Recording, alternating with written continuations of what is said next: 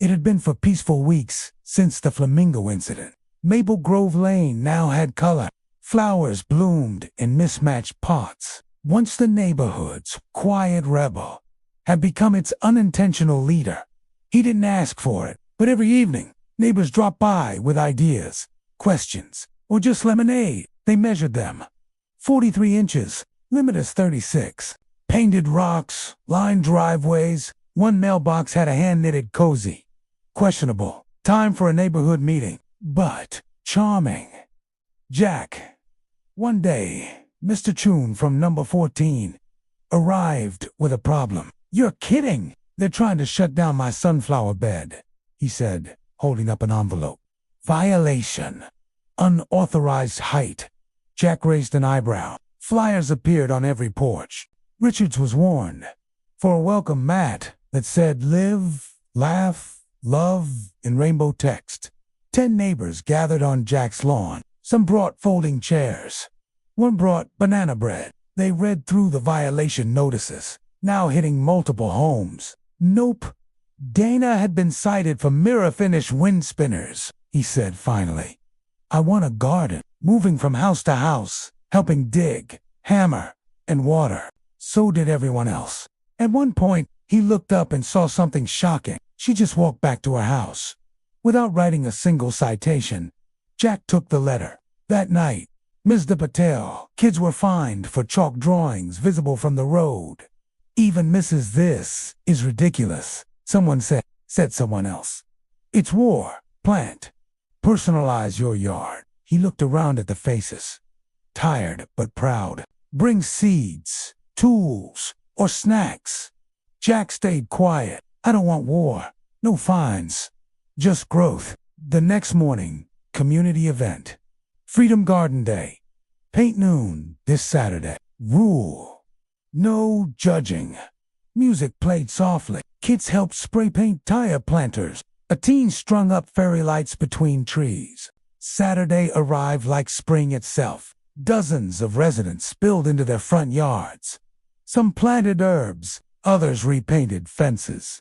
Jack stayed busy. Henley stood at the edge of the sidewalk, Mrs. Clipboard in hand.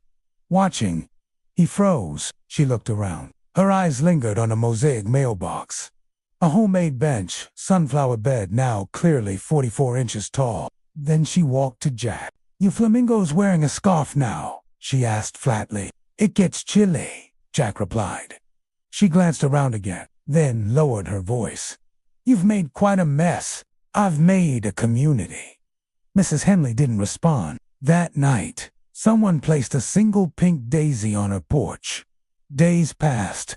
No fines arrived. No warnings. The HOA was silent. Then, on Thursday, a neighborhood-wide letter was delivered. Special HOA meeting Friday, 7 p.m. Topic: Emergency Code Reinforcement Plan Location. Maple Grove Community Hall. The mood shifted instantly. "They're going to reverse it all," Mr. Chun said. "They'll fine us into dirt," said another. Jack didn't speak. He was already planning. Friday evening, the community hall was packed. For the first time, people showed up early. Jack sat in the second row, next to Mrs. Richards, who brought cookies shaped like flamingos. Diane Henley stood at the podium. She looked tired. She glanced at her notes, then at the room. "Strict. I know many of you feel the HOA has been..." Murmurs. She continued. "I've reviewed the reports, visited yards, looked at every change made." Jack braced for it. And then, she smiled. "To my surprise, this is the happiest the neighborhood has looked in 10 years.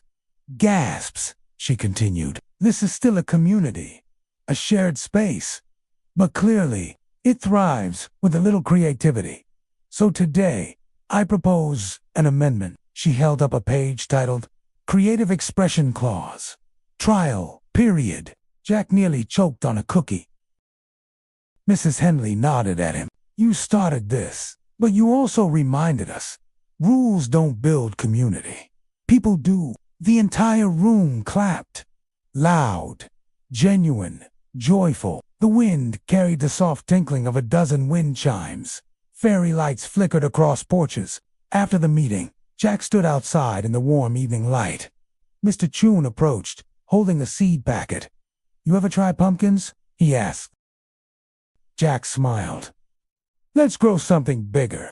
Behind them, kids chased each other with chalk-covered hands. The Patel family had turned their driveway into a mural. The flamingo on Jack's lawn now had a name tag. Officer Feather. And at the end of the street, something even more surprising. Mrs. Henley in her front yard, planting lavender. No clipboard in sight. The end.